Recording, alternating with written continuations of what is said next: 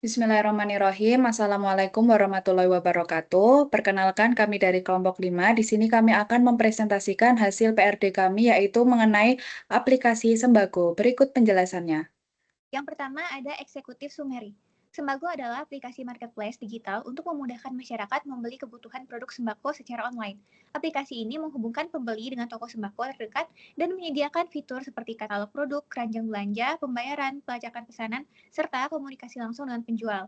Tujuannya meliputi, yang pertama mempercepat transaksi pembelian sembako, yang kedua mempermudah akses produk kebutuhan sehari-hari, yang ketiga membantu UMKM memperluas pasar secara online, yang terakhir meningkatkan efisiensi pengelolaan toko dan stok. Dengan tampilan yang mudah digunakan, Sembako menjadi solusi e-commerce lokal yang mendukung pemenuhan kebutuhan dasar dan pemberdayaan ekonomi komunitas. Selanjutnya terdapat background. Perkembangan teknologi dan tren belanja online mengubah cara konsumen membeli kebutuhan harian. Namun, e-commerce besar belum fokus pada sembako dengan pengantaran cepat dari toko terdekat. Hal ini menimbulkan kesenjangan antara kebutuhan konsumen dan kemampuan warung atau UMKM beradaptasi secara digital. Sembako hadir sebagai solusi marketplace lokal untuk menjembatani kebutuhan tersebut. Selanjutnya ada bisnis objektif.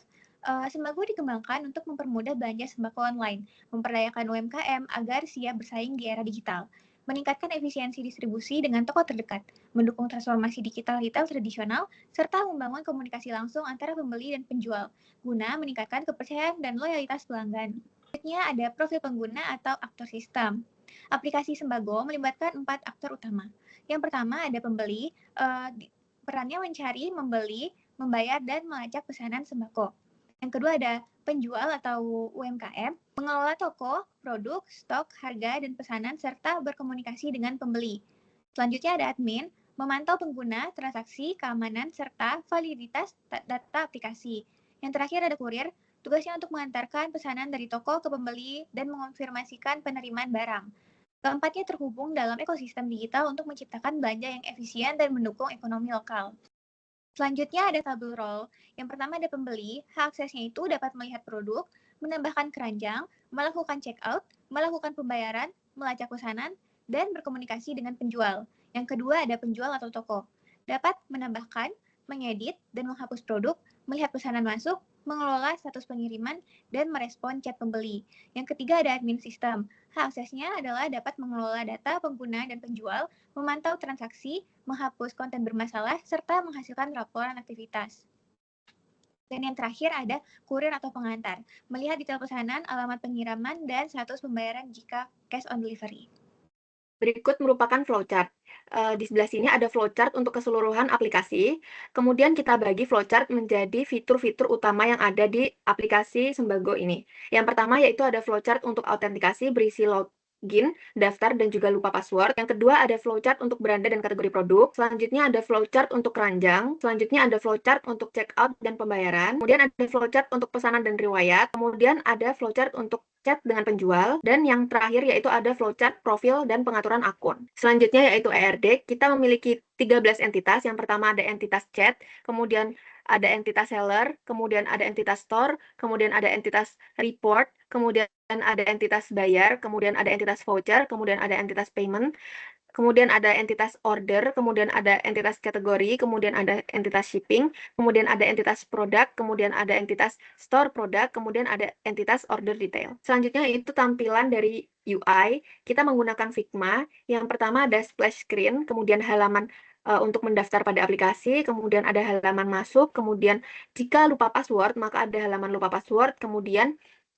mengkonfirmasi dengan kode verifikasi. Selanjutnya ada halaman untuk memasukkan kata sandi baru. Selanjutnya ada halaman reset password berhasil. Kemudian halaman beranda, kemudian halaman pencarian, kemudian halaman kategori makanan, kemudian halaman minuman, kemudian halaman ibu dan anak, kemudian halaman perawatan diri, kemudian halaman rumah tangga, kemudian halaman sembako. Kemudian di sini ada contoh untuk barang yang dimasukkan ke keranjang. Di sini kita memiliki contoh, jika kita memilih jahe, maka akan memasukkan jumlah yang kita inginkan. Selanjutnya ada halaman keranjang. Setelah kita mengumpulkan semua hal yang ingin kita beli, maka kita bisa lihat di keranjang dengan detail per toko seperti ini. Selanjutnya ada halaman checkout. Di sini terlihat rincian apa saja yang terdapat di dalam checkout.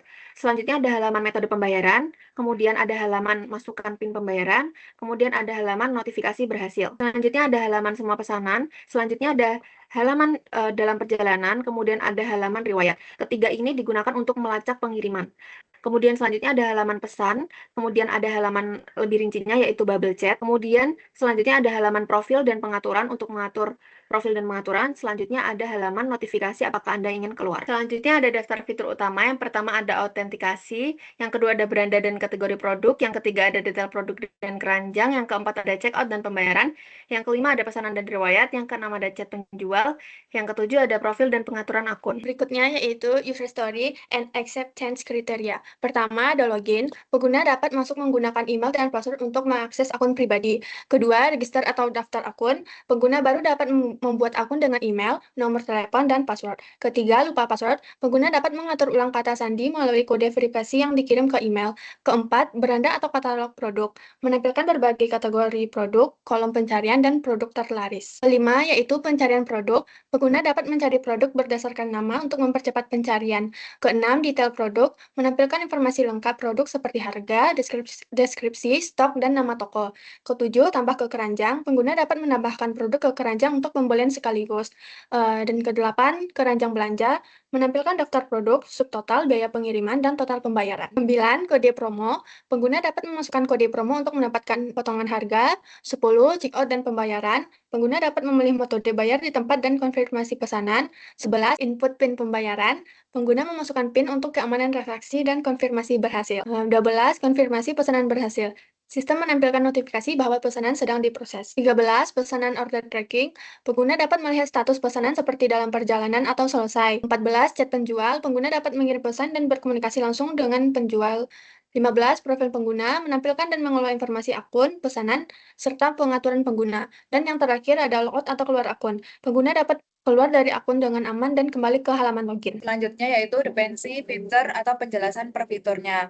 Yang pertama ada login dan manajemen pengguna, yaitu untuk mengakses seluruh aplikasi. Bergantung pada verifikasi akun, tanpa login pengguna tidak bisa menambah produk atau melakukan transaksi.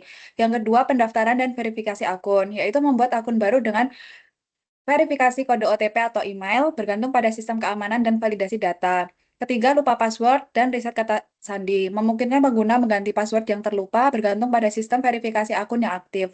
Beranda atau homepage, yaitu merupakan halaman utama setelah login, menampilkan banner produk, kategori, dan produk terlaris, bergantung pada status login dan database produk. Yang kelima yaitu pencarian produk. Di sini adalah mencari produk sesuai dengan kata kunci, bergantung pada data produk yang tersedia di beranda. Keenam, kategori produk. Menyaring produk berdasarkan kategori seperti sembako, minuman, dan lain-lain, bergantung pada struktur kategori di database. Ketujuh, detail produk menampilkan info lengkap produk seperti gambar, harga, stok, deskripsi, dan tokonya, bergantung pada data dari kategori atau hasil pencarian. Kedelapan, tambah ke keranjang, menambahkan produk ke keranjang milik pengguna aktif, bergantung pada login aktif dan data produk. Ke-9 yaitu keranjang belanja atau chart menampilkan semua produk yang akan dibeli sebelum checkout, bergantung pada data transaksi sementara pengguna. Ke-9, checkout dan ringkasan pembayaran melanjutkan proses pembelian, menampilkan alamat, metode pembayaran, dan total harga, bergantung pada data keranjang dan informasi pengguna. Ke-10, kode promo dan diskon mengurangi total harga pada halaman checkout, bergantung pada validasi kode promo aktif. Ke-12, kode pembayaran menentukan cara pembayaran pengguna, bergantung pada validasi transaksi melalui PIN. Yaitu selanjutnya ada verifikasi PIN pembayaran, validasi akhir sebelum transaksi berhasil, bergantung pada input PIN pengguna dan sistem keamanan, konfirmasi pesanan dan bukti transaksi, yaitu menampilkan ringkasan pesanan berhasil, nomor order, harga, dan tanggal, bergantung pada proses checkout yang selesai. Pesanan atau order tracking, menampilkan status pesanan, semua dalam perjalanan atau riwayat, bergantung pada database pesanan. Lalu ada chat pembeli dan pengguna, memfasilitasi komunikasi antara pembeli dan toko bergantung pada data pesanan dan identitas pengguna aktif. Lalu ada profil pengguna atau user profil menampilkan data pribadi seperti nama, email, nomor telepon, akses ke fitur pesanan, diskon, lokasi favorit, bantuan, dan logout. Yang terakhir yaitu logout mengakhiri sesi pengguna dan menghapus data sementara bergantung pada status login aktif. Sekian presentasi dari kelompok kami, kurang lebihnya mohon maaf. Wassalamualaikum warahmatullahi wabarakatuh.